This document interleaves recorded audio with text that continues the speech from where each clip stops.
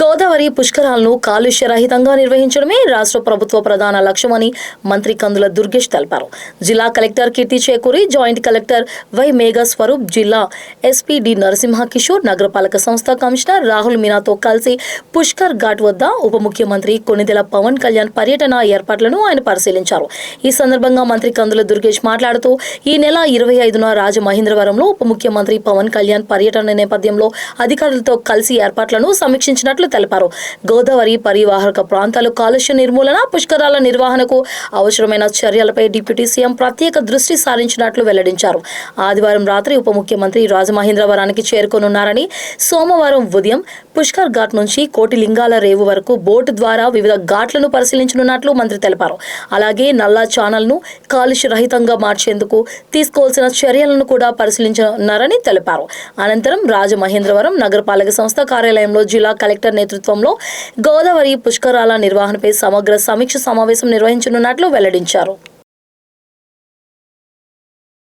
రాష్ట్ర ఉప ముఖ్యమంత్రి వర్యులు, జనసేన పార్టీ అధినేత శ్రీ పవన్ కళ్యాణ్ గారు ఈ గోదావరి పరివాహక ప్రాంతంలో పుష్కరాలకు సంబంధించి ఏ విధంగా ఉంది, ఇక్కడ కాలుష్యరహితంగా తయారు చేయడం ఎలాగా అనేటువంటి అంశాలని పరిశీలించడానికి చేస్తున్నారు.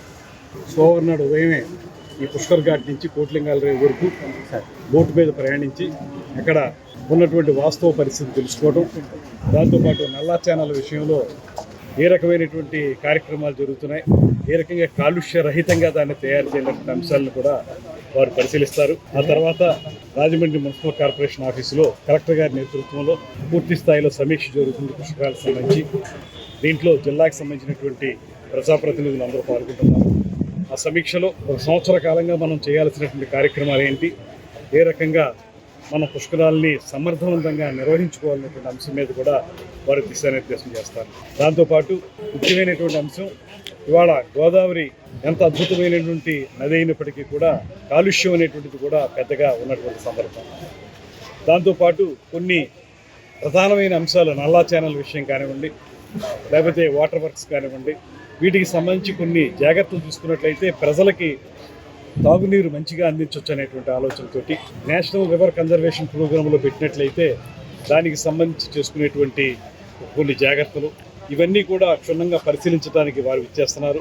దీని మీద ఇప్పటికే కలెక్టర్ గారు, జాయింట్ కలెక్టర్ గారు, అదేవిధంగా మున్సిపల్ కమిషనర్ గారు, అదేవిధంగా ఎస్పీ గారు దీని మీద ఒక కార్యాచరణను ఏర్పాటు చేసుకుని సిద్ధంగా ఉన్నారు. దాంతోపాటు ప్రజాప్రతినిధుల యొక్క ఆలోచనలు కూడా తీసుకుని మొత్తంగా అందరం కలిసి ఒక సమగ్రమైనటువంటి ప్రణాళిక తయారు చేసి పుష్కరాల్ని సమర్థవంతంగా నిర్వహించడం ఒక ఎత్తు అయితే, మరొకటి కాలుష్యరహితమైనటువంటి పుష్కరాలు నిర్వహించాలి.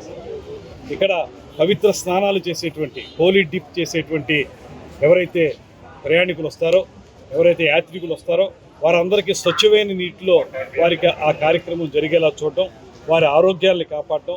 దాంతోపాటు అన్నిటికంటే మించి ఉప ముఖ్యమంత్రి గారు చెప్పేది భద్రతా ప్రమాణాలు ఏ మేరకు చేయాలి, ఇటువంటి అన్ని అంశాల మీద ఒక మొట్టమొదటి కార్యక్రమంగా రేపు జరుగుతుంది.